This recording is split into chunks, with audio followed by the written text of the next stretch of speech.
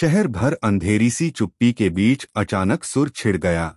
लोगों ने सड़कों पर उतरकर न्याय दो, जवाब दो के नारे लगाने शुरू कर दिए। पुलिस थाने के आगे जमा भीड़ आंखों में आग लिए इंस्पेक्टर से सवाल कर रही थी, लेकिन इंस्पेक्टर चुप था, वही दबे पैरों से कुछ न कर सकने की बेचैनी। कैमरे टकटकी लगाए खड़े थे। किसी ने पत्थर छीनकर न्याय की मांग को तराशने की कोशिश की, किसी ने बार बार यह पूछा कि आखिर काजल को किसने अपहरित किया और क्यों पुलिस अभी तक कुछ भी साबित नहीं कर पाई। काजल का परिवार घर में उलझा हुआ था। घर की दीवारों पर घनघोर अंधेरा था और दियों की रोशनी भी बुझने लगी थी। मम्मी निराशा में डूबी, लल्ला सौरभ जैसे युवा घबराहट में थे। दिवाली का त्योहार उनके लिए वीरान हो गया। काजल के बिना घर की हर खुशी फीकी लग रही थी।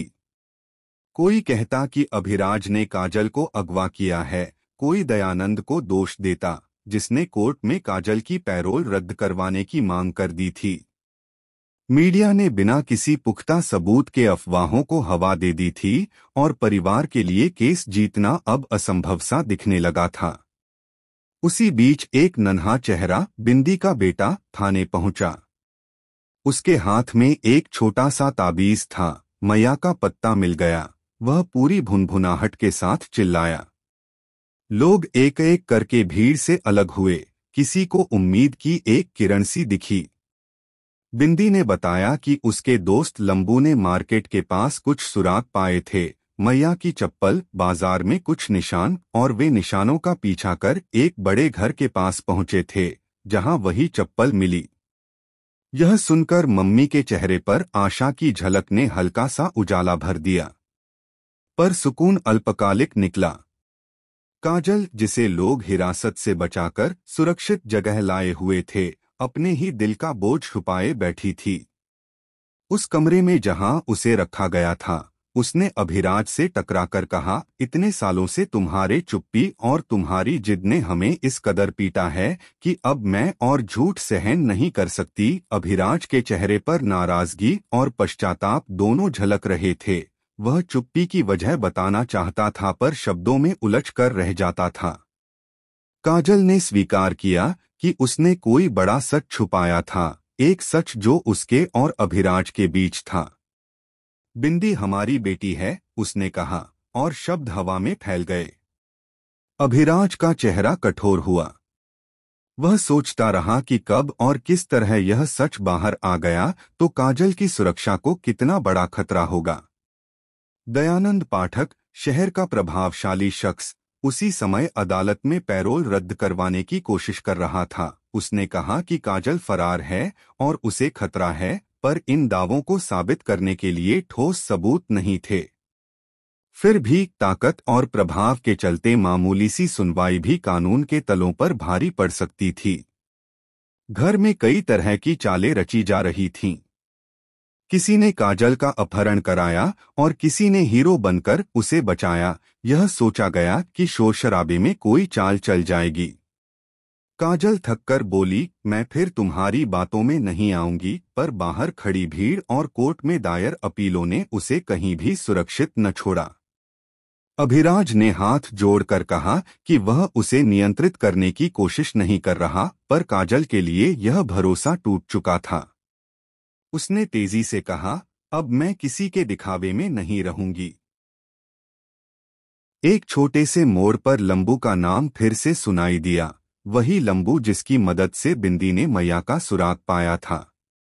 लंबू के बताए एक अंधेरे घर के पास मिली चप्पल ने कई सवाल खड़े कर दिए। क्या वही घर किसी बड़े खेल का हिस्सा था? क्या मैया वहीं रखी गई थी? बिंदी के छोटे शब्दों में बड़ी हिम्मत थी। उसने कहा कि बाजार में उन सबने मिलकर कुछ निशान देखे और आगे जाकर देखा कि वहां कुछ चप्पल पड़ी थी और यह चप्पल उसी की मैया की थी। काजल ने भीतर ही भीतर एक बड़ी सच्चाई स्वीकार की कि उसने कुछ छुपाया था और यही छुपाना उसे अब तक सताता रहा।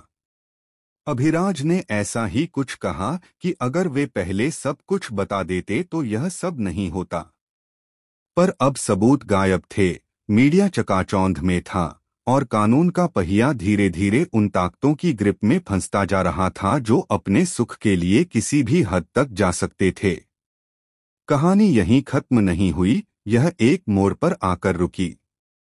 बम्बई सी हलचल और थकान के बीच काजल ने फैसला किया कि अब वह बाहर नहीं निकलेगी, वहां बाहर जो भी था उसे पकड़ कर रखेगा।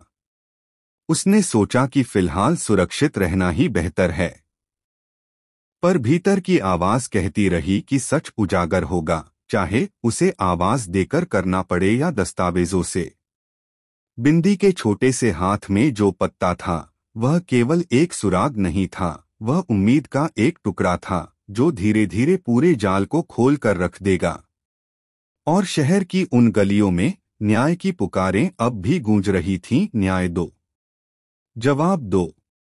जैसे कोई कहानी का अगला अध्याय लिखने को बेकरार हो। किसने काजल को सच में उठाया? क्या दयानंद की अदालत की चाल सफल होगी?